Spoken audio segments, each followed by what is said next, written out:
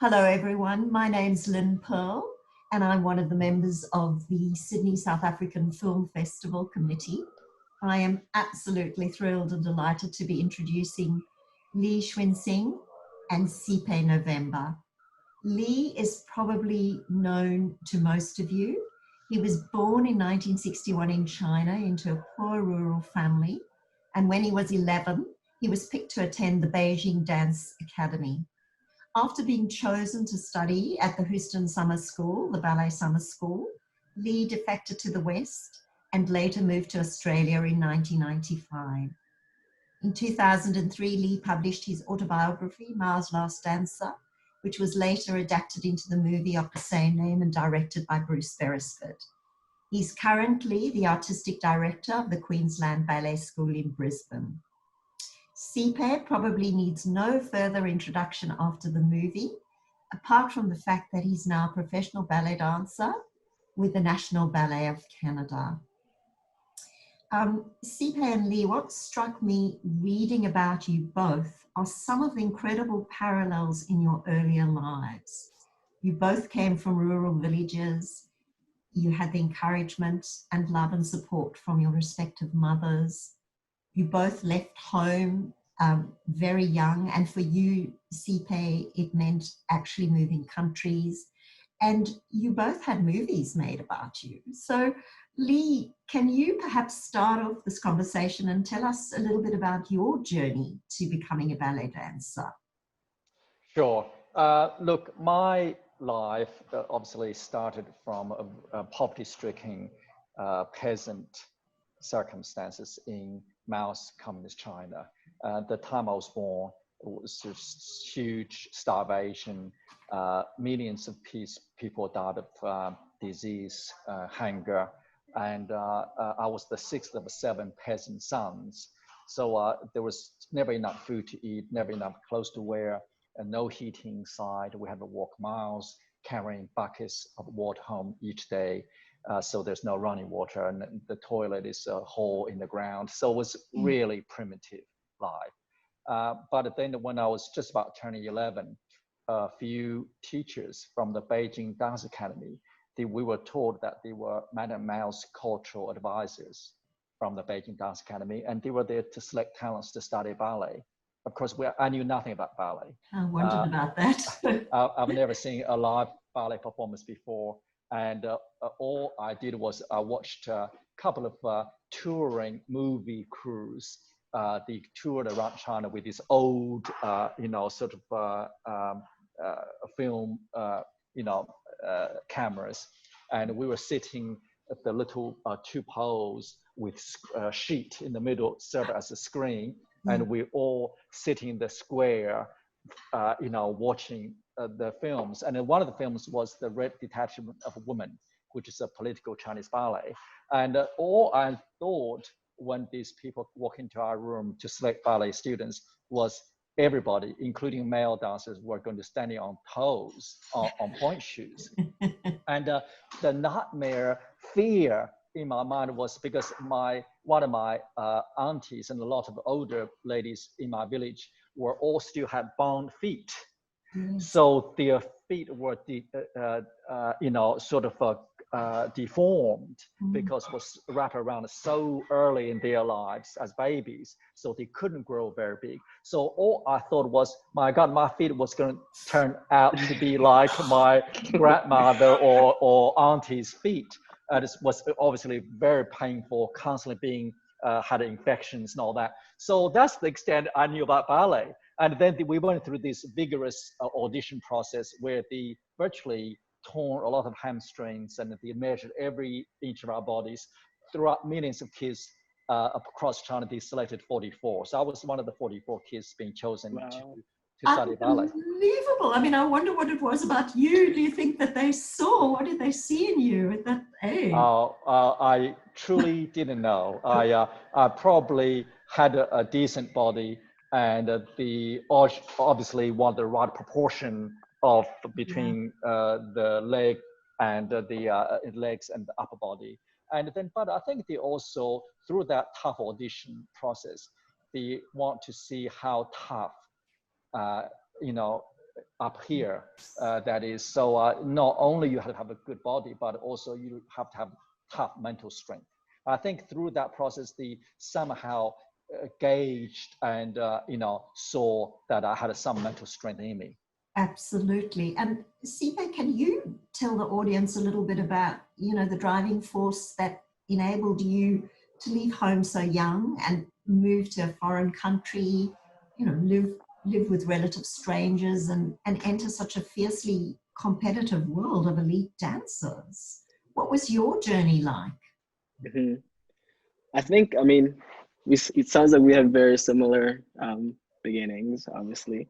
But mine was rooted, I think, in the deep love for dance in general. Again, I didn't know anything about ballet, but I knew I loved to dance, and as music played, I was dancing. And so when I got this opportunity to come to Canada, and actually make a life as a professional, as a respected professional in my field, I had no choice but to take it. It's something that I loved, and to take it even further than just my community and myself, but to really put it on the world stage. It was an amazing opportunity that I couldn't turn down. I wondered about that, and it's interesting that you used the word choice. I wonder if it felt like choice, or if there ever was any sense of you feeling that you didn't want to go, because I imagine that some aspects must have been so good. No, there was never a question. When you love something like that, and you can't, I could never say no. I never really had the choice to say no. It was the only way. It was the only way out, and it was the best way out for me. And Lee, for you going to Beijing, it sounded like a very sort of harsh, rigorous regime on a daily basis. How did you as an 11-year-old survive that? Yeah, because I was a little bit different to Siphe. I hated ballet at the beginning. I didn't love ballet at the first sight. Took me more than about 2 years to really fall in love with ballet. So I can't say ballet found me. I didn't find ballet, but the training was it was boring, was excruciatingly difficult. I really hated it. And also, I did not have that self-confidence at the beginning because I was bad. I was terrible. And I was really one of the worst kids, not because I wasn't smart or not because I lacked the strength, but I just was not interested until this amazing ballet teacher, we call him Teacher Xiao, he walked into my life at the end of the second year. I was on the verge of being fired. And he was the one responsible for turning me around, seeing ballet in a different light. And once I fell in love with ballet, those 5:30 in the morning to 9 o'clock at night days, that's how long our days lasted, from 5:30 to 9, every day for 6 days a week trained. And only then those days become too short. Otherwise, it was too long. So it was a complete turnover in my thinking. Yes. Yeah. I'm wondering if there's anything that, either of you would like to ask each other. You may be curious about, careers or lives. Yeah. Is there anything that you'd like to, check in with Lee and ask? Sure. Because I watched the movie. It was the very first film I saw when I came to Canada. It was the summer of 2010. I think it came out like the fall of 2009, and I saw it that summer. And it was the very first film, and I remember watching it and just being like, "Is that what I'm setting myself up for?" Because I didn't know. I never trained professionally, so this was me auditioning for Canada's National Ballet School. But I remember just being incredibly moved, and so I just want to first of all say thank you for that.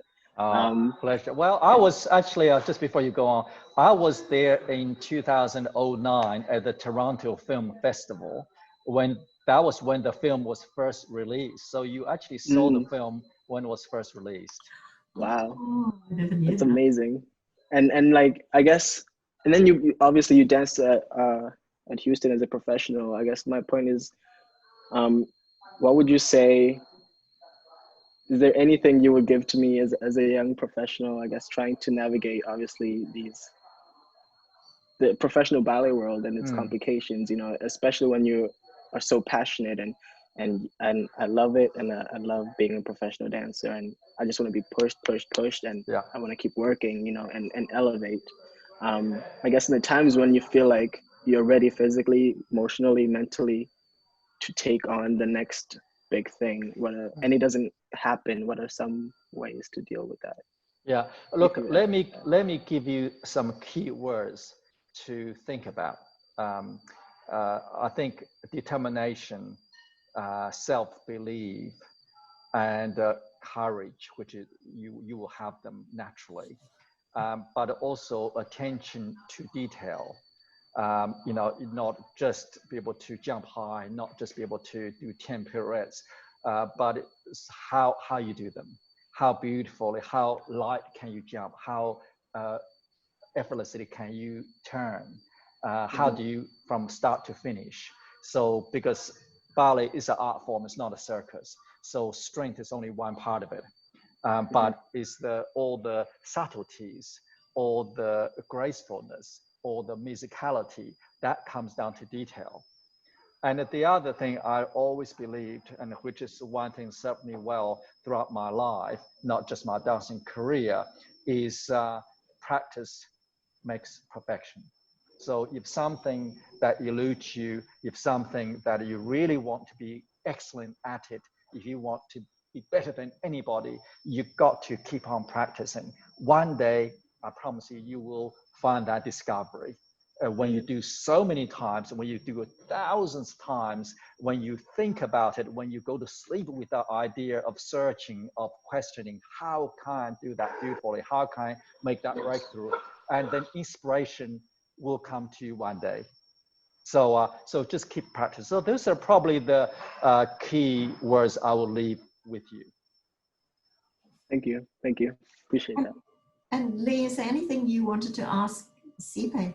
Yeah, No. Siphe, I guess my question to you, obviously, through learning about your story and for you to get to where you are now, not only you would have talent, otherwise national, Canadian national won't give you an opportunity like this.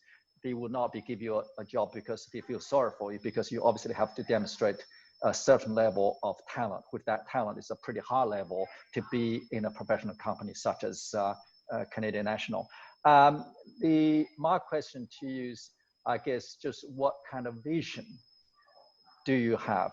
Are you just happy to be a professional dancer, or do you have a vision to become a principal artist? So I guess the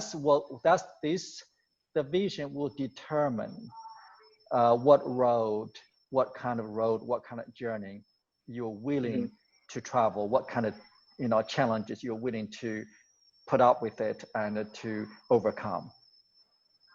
Yeah, I would love.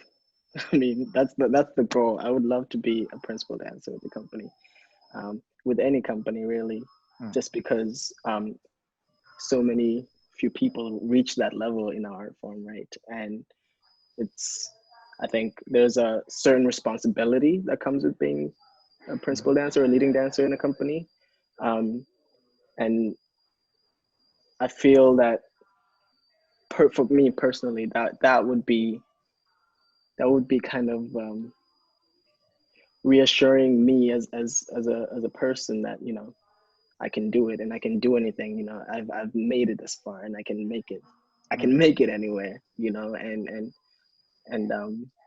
but I mean, there's some obstacles with that because I am a short dancer, and you know, as much as we don't want to talk about certain things when people are talented, you know, I'm a short dancer, I'm black, and you know, not that, you know, there's a certain things that come with self-doubt, you know. It doesn't mean that it's not possible, but these are just things that go through me as a young man.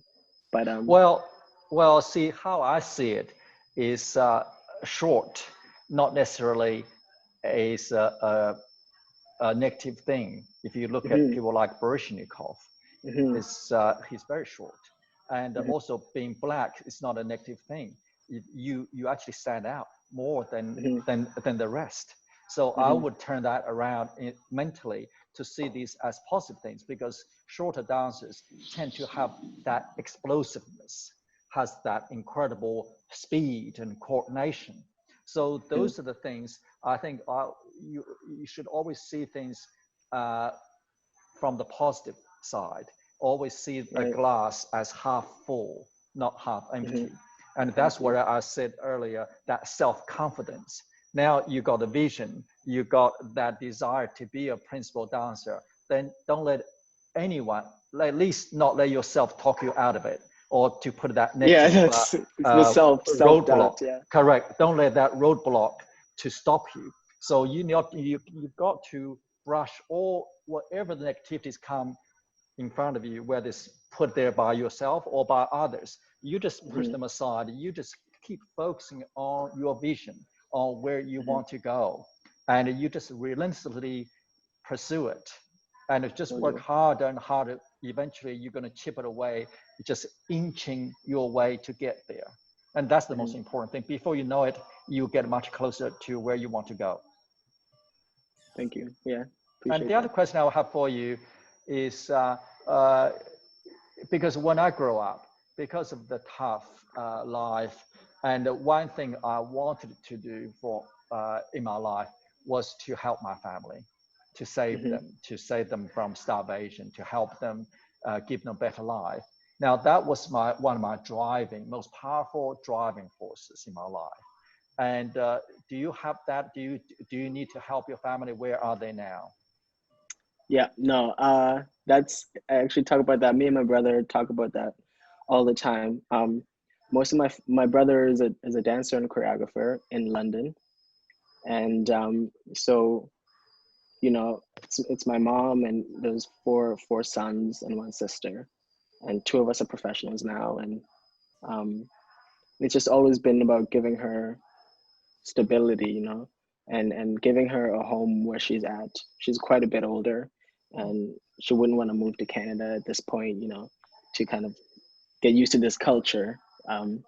In her head, it's almost too far gone, So we try to help her. We send her money, and I send her. I do invite her to come to Canada. Like this fall, she just came to watch me perform, stay with us for a month, and so uh, I go visit once a year, and we just try to keep that relationship going, and it's nice for her to see my world as well, and that makes her incredibly happy, and we're super close in contact, and I do financially help her as well. So I'm happy that at such a young age that it was one of my goals, just as soon as possible, just make sure that she doesn't go to sleep hungry. She doesn't, she's That's too old to wonderful. work as well. So That's wonderful, and I'm sure you make her very proud. I sure hope Um, so. I sure and hope so.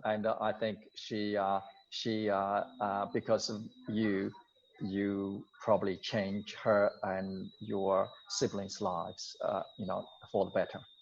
Hmm. Hmm. Thank you both. And sadly, we pretty much coming to the end of a wonderful conversation that I think, potentially could go on for many, many hours. I want to thank you both for your incredible generosity in speaking today, Siphe and Lee, and supporting the Sydney South African Film Festival. And it's been an absolute honor to speak with you both. And Siphe, I really look forward to seeing you perform in Australia one day. And I know Oh man, I hope that's possible. I would Well, love to. I would well, love to. Shimana Lee. Siphe, if there's anything I could help you, or if you have any questions you would like to ask me, please do, because I will be more than delighted to help you in any way I could. Thank you so Thank much. I you. appreciate Thank that. you so much. All right.